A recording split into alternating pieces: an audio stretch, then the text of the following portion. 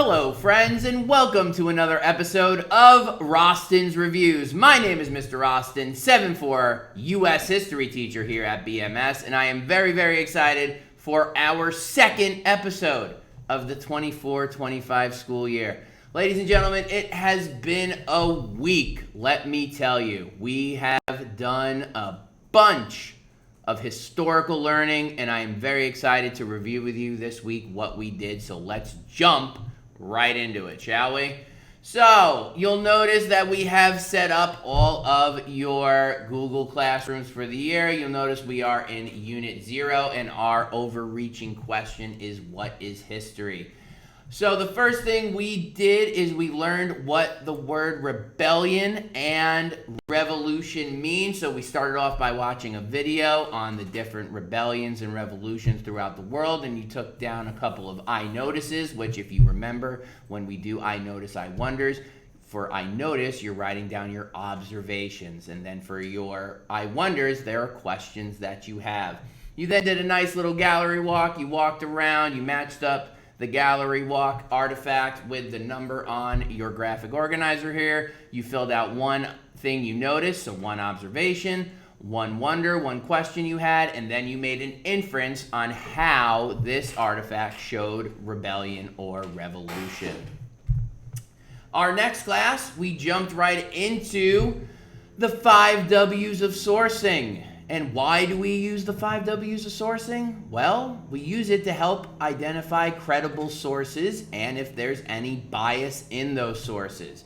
So remember, the 5 W's are who, what, where, when, and why. So who wrote or created the artifact or source? What type of source is it? Is it a primary or secondary source? Where was the source made or created? When was the source made? Because remember, friends, if a source or an artifact, not an artifact, but if a source is more than 10 years old, it might not be as credible as it was when it was first created. Why? Because maybe new information has come out, maybe some new research, maybe there's been a new find. So remember, it's that 10-year mark where we start getting a little dicey, right? And then we have our why. Why was the source made? Was it made to teach people? Was it made to influence people? Why was the source created? So we used this 5 W's and we looked at a source on whether or not we should celebrate Christopher Columbus. So we looked at the source. The source was originally from the McClatchy Tribune and the Los Angeles Times. So we know it's a primary source because newspapers are primary sources. We did the who, so we found that the author is Silvio Lassetti. We know what it is. It's a newspaper article. We found out where it was made, which is the Los Angeles Times. When it was made, we found our date, which was right here, 10/6/17. So we're good with that 10-year mark. And why was it made? And we determined that it was used to influence and teach people about Columbus. You then used the highlighted information that you found, and you wrote a 1-sentence summary for everything that you did, right? Everything that you found, and you'd use that to write this nice little peel paragraph. Whew! Awesome stuff. You did that for homework, and I am in the process of grading, and hopefully, knock on wood, by the middle of next week we'll get them done. Hopefully. We'll see. So we did that, and then on Friday we finished by learning about the European explorers who decided to venture out from their European lands like France and Spain and Portugal and Great Britain, aka England, and came over to the Americas. And we know that the Americas are Canada, the United States, and Mexico presently, right? And then we've got our South American countries like Brazil and Peru and Argentina. And then you started this first page today, and hopefully you got through some of it.